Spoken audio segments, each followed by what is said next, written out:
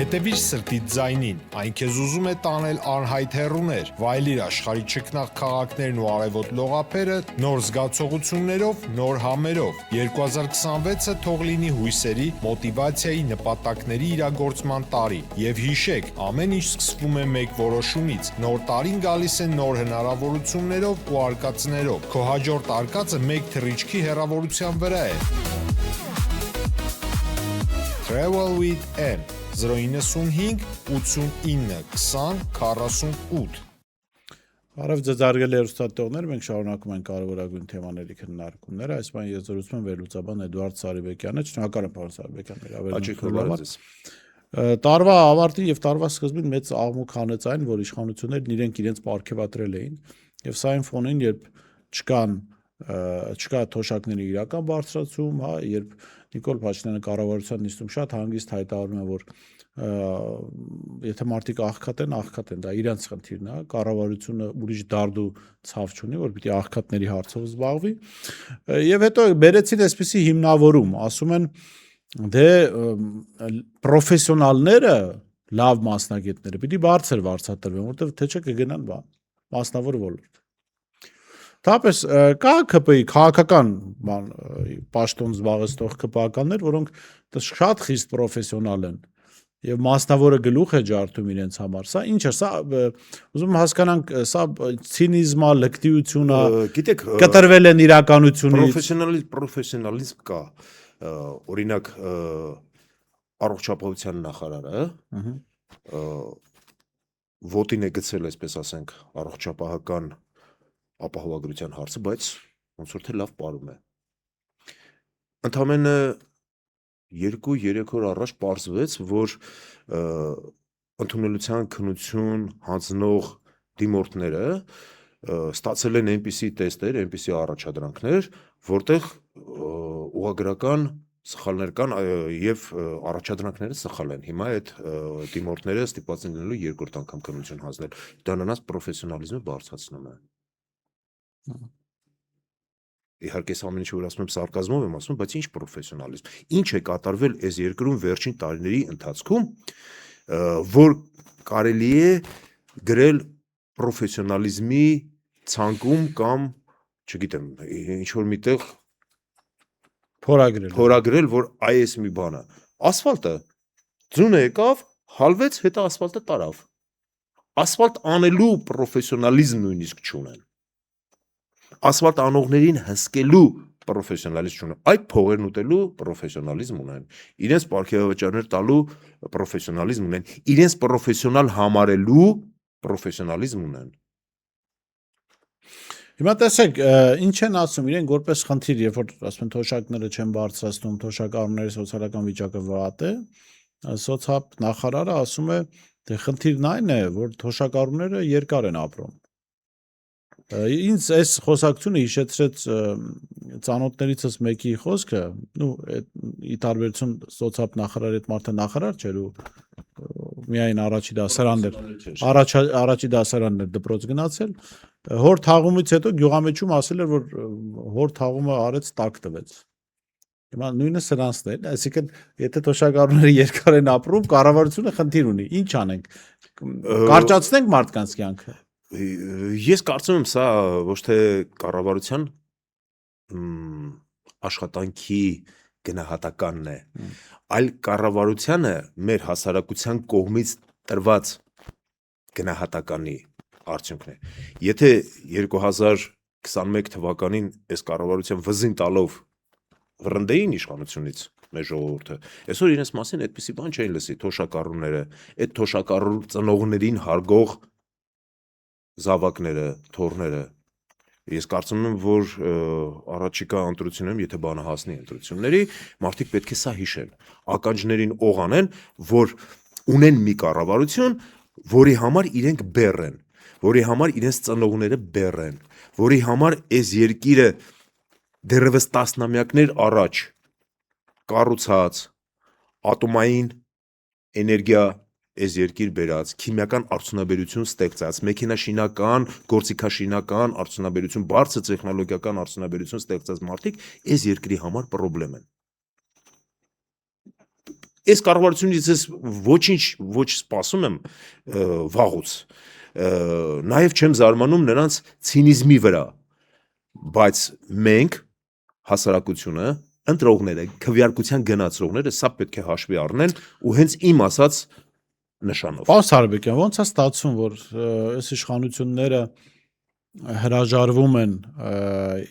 ավելի քան 500,000 թոշակառուի իրականում գոնե ամսական 3,000 դրամ թոշակ բարձրացնել, իրական բարձրացումը, ոչ թե cashback, չգիտեմ, խուճուճ պատմություններ։ Եվ ասում են դրա համար փող չկա, բայց օրինակ նախկին համակարգի օլիգարխներից մեկին, Սամվել Ալեքսանյանին, այսպես ներում են կամ հնարավորություն են տալիս չվճարելու ավելի քան $70 միլիոն բան, մաքսատուրք։ Գիտեք, միայն Սամվել Ալեքսանյան իրենք թոշակառուներից ինչ չեն ստանում, որ ստանում են այդ միայն Սամվել Ալեքսանյանը չի, բայց այդ ամենախոշոր պատմությունն է, դրա համար եմ դա հիշատակում։ Գիտեք, միայն Սամվել Ալեքսանյանը չի ասելով, ես նկատի չունեմ, որ չկան այլ մարդիկ, ովքեր այս երկրում հարկեր են թաքցնում։ Բայց մեր ուսուցիչը քիչ է ստանում, բանվորը քիչ է ստանում, բժիշկը քիչ է ստանում, որ ԿՊ-ն պարգևաճար ստանա, որ ԿՊ-ն պարգևաճար ստանա, որ ոստիկանները բարձր աշխատավարձ ստանան, որ պարեկները բարձր աշխատավարձ ստանան, ինչի համար, որ ոստիկանության բաժիններում մարդ որ ընտրությունների ոստիկանական բաժիններում մարդ են ծեծում ու չեն պատժվում կամ քիչ է հայտնաբերվում կամ ծածկում են ծածկադմփոց են անում այդ դեպքերը, որ ընտրությունների ժամանակ այդ զանգվածը, այսինքն ոստիկանությունը, այնտեղ չգիտեմ, բանակը, պետական ապարատը, չինովնիկները, իրենց նեղ շրջապատի, իրենց քավոր սանիկ եւ այլն, որ աշխատանքի են տեղավորվել, այսպես նստել են պայմանագրերի ու գնումների վրա եւ այլն, որ այդ խավը հաստատ գնա ընտրությունների ի տարբերություն այն մյուս չվճարվողների, որոնք արդեն հուսախապ են, որոնք արդեն հիասթափված են ու նրանց շատ դժվար է հիմա տնից հանել ու տանել քվեարկության։ Պարզ տրամաբանություն է, ումը սնում ես, նրանից պահանջում ես, ումը պաշտպանում ես, նրանից ստանալիք ունես, ումը պարտք ես տվել, այդ պարտքը տոկոսները վերցնում ես։ Դրա համար, թե չէ, իրոք կա այս երկրում մի թոշակառու,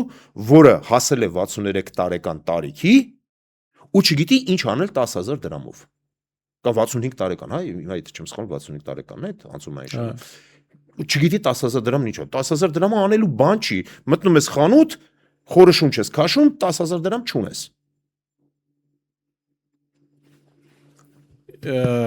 Իշխանությունները, մասնավորապես Նիկոլ Փաշինյանը, ամիսներ առաջ ասում էին, որ սահմանադրական բարեփոխումների տեքստը պատրաստ կլինի ընտրություններից հետո, մի խոսքով ընտրություններից հետո այդ գործընթացը կլինի։ Հիմա հայտարարեցին, որ մարտին արդեն տեքստը պատրաստ կլինի, եւ ըստ էության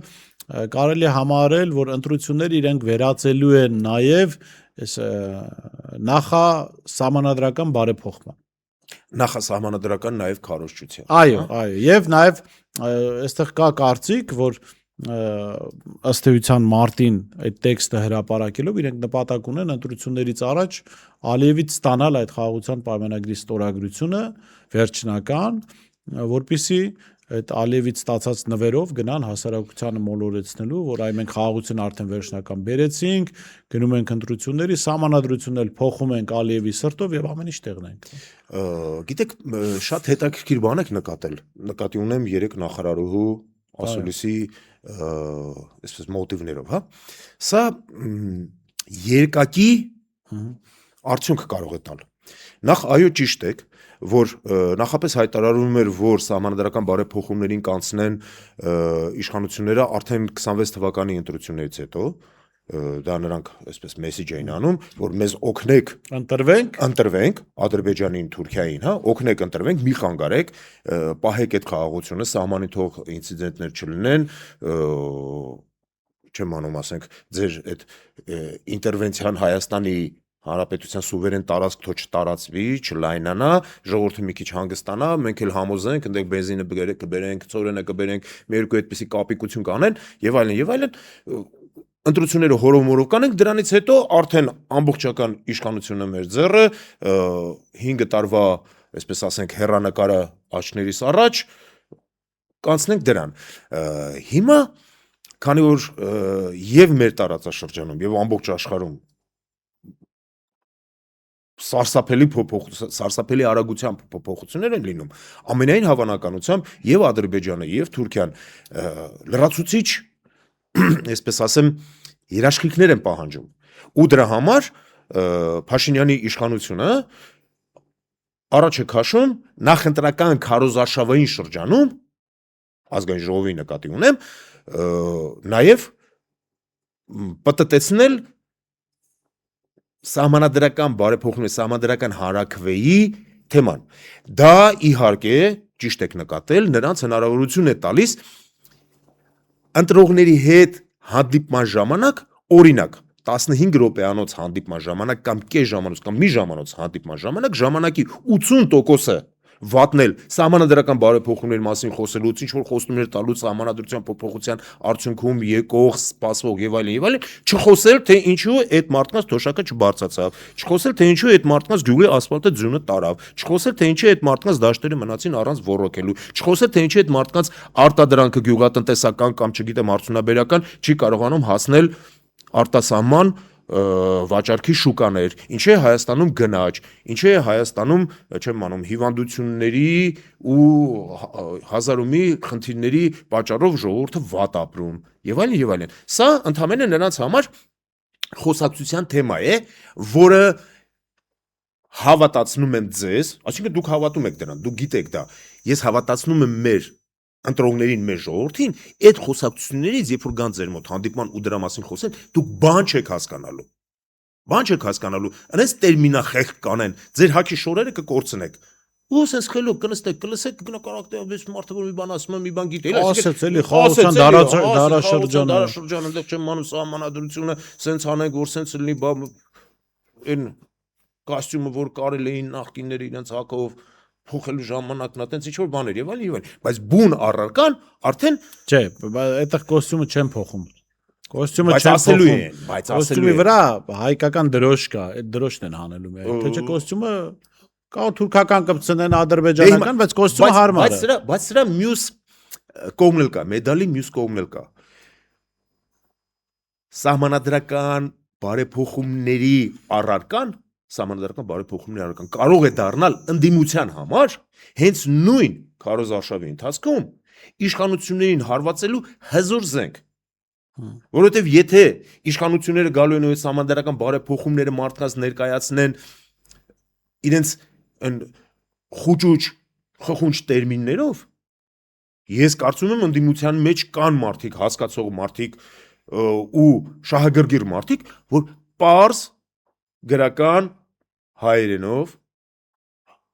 ամեն տարածաշրջանում իրեն բարբարով մարդկանց բացատրում, որ ժողովուրդ ձեզ քաշում են, ժողովուրդ ձեզ այստեղ խափում են, այ տեսեք, եթե դուք սրանց ընտրեք, ճիշտ է, այդ քվեարկությունը հանրաքվեի լինելու ընտրություններից հետո ամենայն հավանականությամբ, բայց դուք իմացեք, որ հենց այս ընտրությունները իրենք կրեցին, քվեարկում ենք նաև դրա օգտին։ Քվեարկում եք նաև դրա օգտին։ Այստեղ ուզում եմ ասել, հնարավորություն կա նաև ընդդիմության համար։ Ընդդիմությունը դա որքանով կօգտագործի, արդյոք ընդդիմությունը դա չի անտեսի, չի երկրորդի բուն քարոզարշավին, չգիտեմ, բայց դա արդեն մասնակցող ուժերի տեխնոլոգների խնդիրն է։ Ես այդպես եմ կարծում։ Հետաքրքիր է որ պարոն Սարոբեկյան, այս իշխանությունները նախորդ ամբողջ տարվա ընթացքում, այսինքն մի բան շարժվում էր միանգամից հիբրիդային պատերազմ եւ Ռուսաստանի դաշնություն, հա։ Քննարկումներ եղան, այո, քննարկումներ եղան այդ թեմայով, որին նաև ես եմ առիթ ունեցել մասնակցել եւ իրենց համար ամեն ինչ հիբրիդային պատերազմ էր։ Էդուարդ Սարոբեկյանը վերլուծում է, տեսնում է սրանց սխալները, դա հիբրիդային պատերազմ, Կրեմլից թելադրվող օրակարգ է, հա։ Եվ եթե այդ հիբրիդային պատերազմը, ասենք, այսպես ճակատավորված իրենց Հիմա վերջերս արձանագրեցի, որ իշխանությունը Ալեն Սիմոնյանի դեմքով կարծեք թե թքածը լիզելու գործընթացի մեջ է, ասեցին դե այդ Ռուսաստանի հետ հարաբերությունների լարվածությունը գերագնահատված է, ասում են, շատ է չափազանցնում։ Ասում են դուք եք ասում հիբրիդային ինչ որ պատերազմ կար, մենք մասնակցում ենք, ինչ որ հաղթում ենք, թե պարտվում ենք, հա, դուք եք այդ տերմինաբանությունը բերել մեր առօրյա։ Չափազանցնողներն եք Ինչ փոխվեց ձեր գնահատմամբ։ Ես չեմ կարծում թե ինչ որ բան է փոխվել։ Բայց Մատվիենկոյի ու Լավրովի հետ հանդիպումից ես գիտեք ինչ եմ սպասում։ Եթե պատկերավոր ասեմ, ես սպասում եմ, որ Ալեն Սիմոնյանին կգրեն Էփշտեյնի ցուցակում։ Բայց զոհերի թե բռնարարների ցուցակը Այդ ցուցակում դեմքը կփակեն թե չէ, որտեվ զոհերի դեմքը փակում են այդ ցուցակում։ լավ, այս համարեք փողկապս հանած էր։ Այ Իրականությունը հետևյալն է, որ հոտ են առնում։ Օդում հոտ է պտտվում։ Տեսեք, Թրամփը իր արմադայով եկել հասել է Իրանի ափերին, ամբողջ տարածաշրջանը զորքերով հեղեղել է, բայց սարսափում է քայլ անել։ Ուկրաինայում ռուսների հաջողությունները այնպիսին են, որ արդեն Ուկրաինայի հարցը լուծում են առանց Ուկրաինայի, սկզբունքորեն։ Բազմաթիվ ահազանգեր կան, օրինակ, ինչպես Իրանի Իսլամական Հանրապետության դեսպանը Հայաստանում ասաց, որ մենք ամեն ինչ հիշում ենք ու երկար ժամանակ ձեր թիկունքը մենք ենք պահել, բայց ոչ թե նրա ձեր սիրուն աշկերի համար, դուք մեր հարևանն եք, մենք էլ խնդիրներ ունենք եւ այլն։ Այսինքն, այդ հոտը, վատ հոտը, ռուսները դրան ասում են կերասինի, թող ինձ ասեն KGB agent ես, որ ես ռուսական մեջ բերում եմ, ասում կերասին պախնիտ воздухе։ Ու բնականաբար, որպեսի Էփշտեյնի ցուցակում չգրվի, չնկարվի փակ դեմքով, Մատվիենկոյի ու Լավրովի հետ հանդիպումից առաջ այդպիսի բաներ պետք է ասի։ Բայց սա այնքան պրիմիտիվ է, որ չեմ կարծում, թե Լավրովի նման մեկը չի հասկանում այս պրիմիտիվը։ Այլ բան է, որ մեզ ներսում, մեր երկրի ներսում, դա փորձում են ծախել, իբր թե այդպես Ալեն Սիմոնյանը ի տարբերություն, չգիտեմ, մի հատ ինչ-որ մեկի, չեմ անում, ասենք Արման Բաբաջանյանի։ Որ հիբրիդային պատերազմ է Ռուսաստանը վարում, դա ուղիղ Ալեն Սիմոնյանն է ասել։ Գիտե, 2025-ի մայիսին։ Հիմա այս մեր ժողովուրդը հոմեր նման ամեն մի բառին չի հետևում ու բլոկնոտում գրում, չէ՞։ Այսօր ես ասեց, հետո դրեցին այնտեղ չեմ իմանում, մի հատ ինչ-որ բլոգերի ռոլիկ պտտացրեցին երկու օր, Ալեն Սիմոնյանի ասածը մոռացա։ Նիկոլ Փաշինյանը եկավ երկու հատ ուդարնիկի վրա տկ-տկ ծրեց այն Լարովի նապաստակի նման, Ալեն Սիմոնյանը ասածը մոռացա։ Նիկոլ Փաշինյանը ասած է, նախորդ մի ժամ առաջ ասածը մոռացան, մենակ տենան, որ այդ Լարովի նապաստակը բան անում, դհոլ է խփում։ Էսա, բայց ստեք մի ուրիշ բան էլ կա։ Ոնց են դա արդարացնելու Եվրամիությունում։ Չէ՞ որ այդ Եվրամիությունը մի հատ 12 թե 15 միլիոն տվեց,